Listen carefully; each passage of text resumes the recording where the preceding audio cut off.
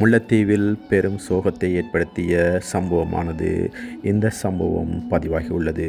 அதாவது முல்லைத்தீவு குமுளமுனை கொட்டுக்கிணற்று பிள்ளையார் ஆலய கேணியில் தவறி விழுந்து உயிரிழந்த 2 பாடசாலை மாணவிகளின் இறுதிக்கிரைகள் இன்றைய தினம் நடைபெற்று முடிந்தன. உயிரிழந்த பாடசாலை மாணவிகள் முள்ளியவளை வித்யானந்தா கல்லூரியில் தரம் 10 கல்வி கற்று வந்தவர்களாவார். குறித்த மாணவிகளின் உயிரிழப்பானது பாடசாலை சமூகத்தையும் எமது கிராமத்தையும் சோகத்தில் ஆழ்த்தியிருக்கின்றது.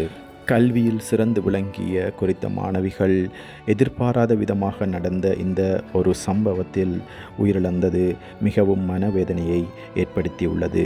இறுதிக் கிரிகைகளில் ஏராளமான மாணவர்களும் பொதுமக்களும் கலந்து கொண்டு தமது கண்ணீர் அஞ்சலியை செலுத்தியதை காணக்கூடியதாக இருந்தது.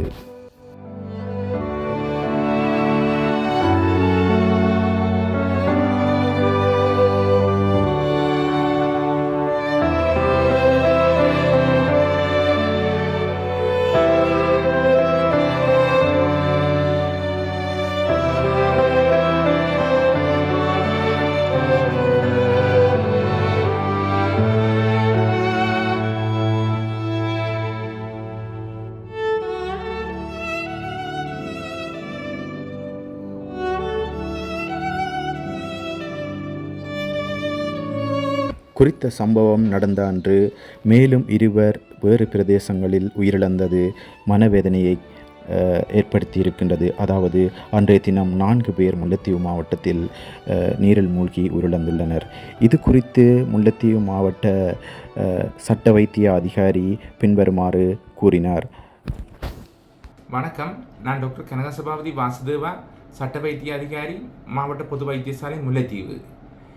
நேற்றைய தினத்தில் முல்லை மாவட்டத்தில் 4 பேர் நீரில் மூழ்கியதால் உயிரிழந்துள்ளனர். இவ்வாறு நீரில் மூழ்கி உயிரிழக்கும் சந்தர்ப்பங்கள் இந்த வருடத்தில் அதிகரித்த வண்ணம் உள்ளது. இத்தவரைக்கும் 17 பேர் முல்லை மாவட்டத்தில் இவ்வாறு நீரில் மூழ்கி இறந்துள்ளனர். முக்கியமாக இந்த உயிரிழப்புகள் பெற்றோரின் அல்லது பெரியோரின் கவனிப்பு இல்லாத சந்தர்ப்பத்தில் சிறுவர்கள் நீர்நிலையில் விளையாடுவதன் மூலம் அல்லது நீந்தி பழகுவதோ அல்லது வேறு காரணங்களுக்கு செல்லும் பொழுது நிகழ்ந்துள்ளன.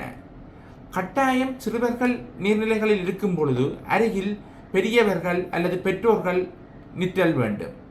எனவே இவ்வாறான இந்த சந்தர்ப்பங்களை தவிர்ப்பதன் மூலம் நாங்கள் தேவையற்ற அநியாயமான உயிரிழப்புகளை குறைத்துக் கொள்ளலாம் என நான் நம்புகின்றேன். தற்பொழுது மிக வெப்பமான காலநிலை பகுதி நிலவுவதால் அதிகளவு மக்கள் இயற்கையான நீர்நிலைகளை நாடி தங்கள் பொழுதுபோக்குகள், நீராடல் போன்றவற்றை செய்து வருகின்றனர். முக்கியமாக முல்லை மாவட்டத்தில் அதிகளவு நீர்நிலைகள் காணப்படுகின்றன. கடற்கரை, சிறுகுளங்கள், பெருங்குளங்கள், இவ்வாறு சிற்றாறுகள், பேராறுகள் போன்ற நீர்நிலைகள் காணப்படுகின்றன. இவ்வாறான நீர்நிலைகளில் நீராடும் பொழுது சில பகுதிகள் நீராட தகுந்தவை அல்ல. அந்த பகுதிகள் ஆபத்தானவை. அவற்றில் பெரும்பாலான பெயர் பலகைகளோ அல்லது குறிகாட்டிகளோ எதுவும் அற்ற நிலையிலேயே காணப்படுகின்றன. எனவே முல்லை மாவட்டத்தில் உள்ள மக்கள் இவ்வாறான நீர்ப்பகுதிகளில் நிலையாடும் பொழுது அதிக கவனத்தை மேற்கொள்ள வேண்டும் என்று நான் எதிர்பார்க்கின்றேன்.